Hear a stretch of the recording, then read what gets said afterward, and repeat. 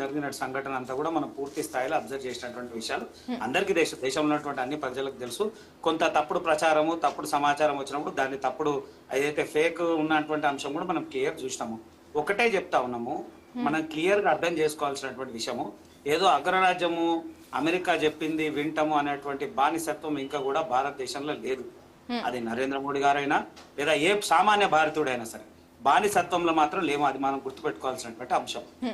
కొన్ని సందర్భాల్లో ప్రపంచంలో ఉన్నటువంటి అన్ని దేశాలు అన్ని సమయకు సంబంధించినటువంటి అంశాల్లో కొన్నిటిని గౌరవించాల్సినటువంటి అవసరం ఉంది తప్ప ఇంకోటి ఎక్కలేదు.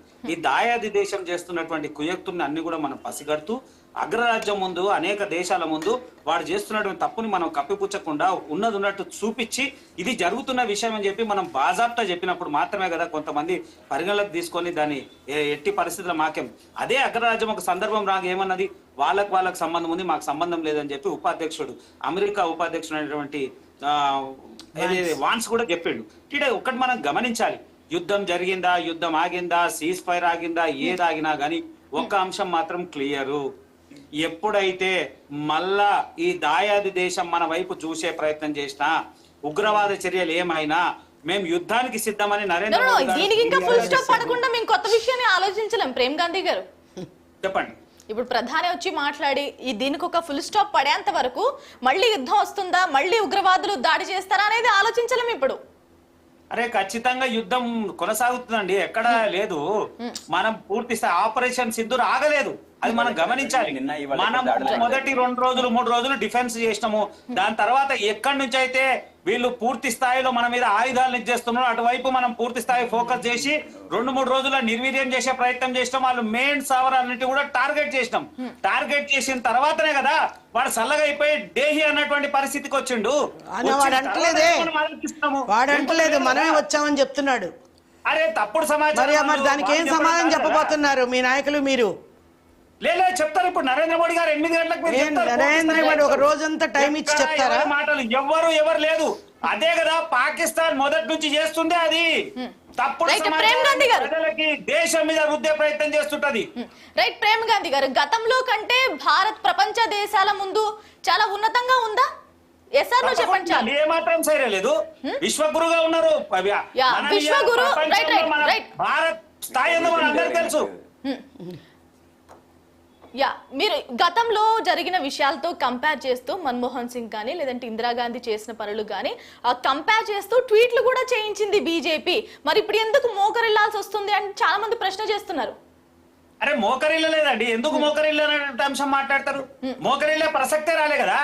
ఎవరు గెలిచిరనేది మనం అందరం కళ్ళతో చూసాక మళ్ళీ మోకరిల్లు యుద్ధం ఆగిపోయింది అనేది. అరే యుద్ధం ఆగలేదని చెప్తా ఉన్నాం కదా. ఆపరేషన్ సింధూర్ ఆగలేదు, ఆపరేషన్ సింధూర్ ఆగలేదు, కొనసాగుతుంది. తాత్కాలికమైనటువంటి విషయంలో మాత్రమే సీజ్ ఫైర్ ఆగింది తప్ప ఒకసారి రమ్మనండి మళ్ళా ఏందో మనం చూపిద్దాం. ఏంటండి ఒకసారి పాకిస్తాన్ మళ్ళా ఒక అడుగు ముందుకేమనండి, మనం ఏదో చూపిస్తాము. అరే కొన్ని విషయాల మీద ఆలోచించి మాత్రమే కొంచెం తాత్కాలిక సీజ్ ఫైర్ మాత్రమే ఆగింది. ఆపరేషన్ సింధూర్ ఆగలేదు, యుద్ధానికి పూర్తిగా సంసిద్ధమై ఉన్నాము. డిఫెన్స్ అనే ఉండే అటాకింగ్ మోడ్ లకు వెళ్ళినాము, ఒక్కసారి వెళ్ళినాము.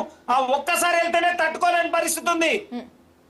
రైట్ అండి అనురాధ గారు, అంటే మళ్ళీ ఇంకొకసారి అటాక్ చేస్తే అప్పుడు అదేనమ్మా, అలా వాడు అటాక్ చేస్తూ ఉంటే మనం రెడీ చేసుకొని వెళ్తూ ఉంటాం. అమ్మా వాళ్ళు ఏం మాట్లాడు, ఆయన ఆవేశం ఎక్కువ పడిపోతున్నారు, యుద్ధాన్ని మించిన ఆవేశం ప్రదర్శిస్తున్నారు ఆయన. సార్ జాగ్రత్త అండి, హెల్త్ యుద్ధానికి మించిన ఆవేశాన్ని ప్రదర్శించొద్దండి. ఇక్కడ మనం అందరం మాట్లాడుతుంది దేశ గురించి, దేశ ప్రగతి గురించి, దేశ సంరక్షణ గురించి. ఇందులో మనం అందరం క్షేమంగా ఉండాలని ఏదో పార్టీల వైజ్గా మాట్లాడి అనవసరంగా అరుపులు అరిసడం వల్ల వచ్చింది ఏమీ లేదు. మీరు అన్నట్టు మీరు చెప్పిన విషయంలోనే యుద్ధం ఆగలేదు అంటున్నారు. పేపర్ల నిండా హెడ్డింగ్ యుద్ధం ఆగిపోయింది, యుద్ధం ప్రారంభించబడింది, యుద్ధం ఆగిపోయింది. ఇద్దరు సంబంధించిన మన కమాండర్స్, మన దేశం సంబంధించి ఇద్దరు సింధూర్ అనే దానికి ఆడవాళ్ళ మీద పెట్టి వాళ్ళిద్దరిని కూడా పెట్టారు ముందు. వాళ్ళేమో యుద్ధంలో ఎక్కడో యుద్ధం జరుగుతుంటే వాళ్ళేమో టీవీల్లో కూర్చొని వాళ్ళు అప్డేట్స్ ఇస్తున్నారు. సో వాళ్ళు యుద్ధం చేశారని అయితే అంటే మా కామన్ మ్యాన్గా ఒక పార్టీగా పక్కన పడేయండి, కామన్ మ్యాన్గా మా ఆలోచనలు మాత్రమే చెప్తున్నాం. ఎందుకంటే ఈ రోజున మేము నాయకులు ఏం మాట్లాడుతున్నారు, ఎలా జరుగుతుంది, ఒక మామూలు వ్యక్తులుగా మాట్లాడాల్సిన అవసరం ఉంది కాబట్టి మాట్లాడుతున్నాం. ఏం జరిగిందనేది ఎవరికి తెలియదు.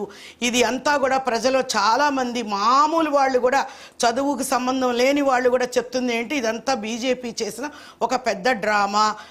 వాడు ఉగ్రవాదులకి ప్రతి ఒక్కడు చంపడమే ధ్యేయం అన్నవాడు చంపేస్తాడు. వాడు వాళ్ళని నువ్వు పక్కన కూర్చొని నేను చంపుతా, నువ్వు నుంచో నువ్వు కూర్చొని అనర్రు అనేది నేను కామన్ మ్యాన్ దగ్గర నుంచి విని వచ్చాను. నెక్స్ట్ తర్వాత సీజ్ ఫైర్ ఆగిపోయిందని, సీజ్ ఫైర్ ఆగటానికి కొన్ని కారణాలు ఉంటాయి. సో దాన్ని మనం యాక్సెప్ట్ చేయొచ్చు. కానీ యుద్ధమే జరగలేదు అంటున్నారు, యుద్ధం జరుగుతుంది అంటున్నారు. మధ్యలో ట్రంప్ అనే ఆయన స్టేట్మెంట్స్, ట్వీట్స్, ఆయన దగ్గర నుంచి స్టేట్మెంట్స్, ఇవన్నీ ఏమిటి అంటే మన భారతదేశంని ఇంకొకళ్ళు పరిపాలిస్తున్నారు, ఇంకొకళ్ళ కంట్రోల్లోకి మనం వెళ్తున్నామా?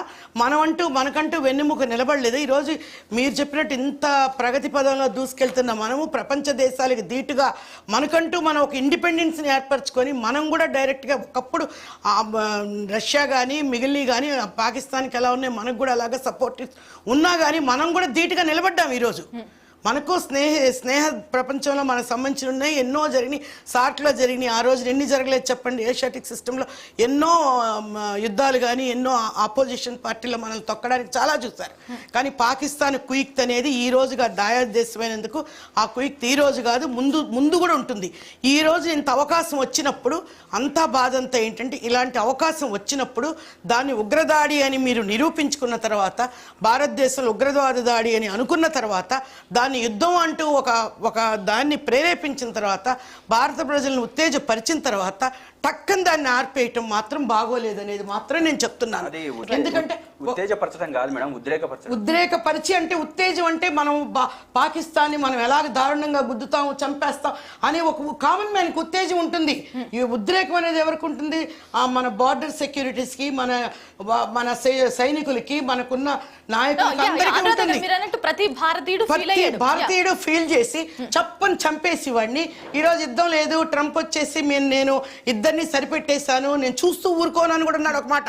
మరి ఆయన డైరెక్ట్ చేసిన ట్వీట్సే మరి నేను పాకిస్తాన్ మీద అటాక్ చేస్తే నేను చూస్తూ ఊరుకోను అన్నాడు. అది ఏ రకమైన మీనింగ్ వస్తుంది చెప్పండి? రైట్.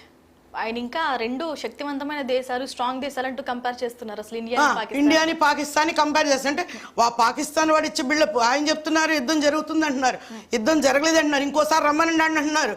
అంటే ఇంకోసారి రమ్మంటే ఇంకోసారి ఇదే పనా? ఉన్నదాన్ని వాడుకోలేదంటున్నాం మేము. రైట్ అండి. మధుసూదన్ గారు, మనం చూసాం ఉక్రెయిన్కి దీనికి వార్ జరుగుతుంది, 17,000 మంది చనిపోయారు, 2.5 సంవత్సరాలు జరుగుతుంది. మరి యుద్ధం వచ్చినప్పుడు ఎప్పుడు ఆపుతుంది, ఎలా ఆగుతుంది ఎవరికి కంటిన్యూస్ గా చేస్తుంది. మన దేశం యుద్ధం కోరుకుంటుందా?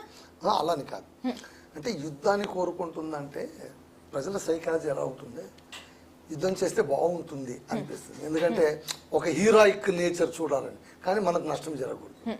ఇప్పుడు యుద్ధం కావాలనుకున్న వాళ్ళ ఇంటి ముందు బాంబు పడింది అనుకో, వాళ్ళు అనుకుంటారా? చచ్చిన అనుకో. అంటే ఇదొక మాస్ సైకాలజీ. కాకపోతే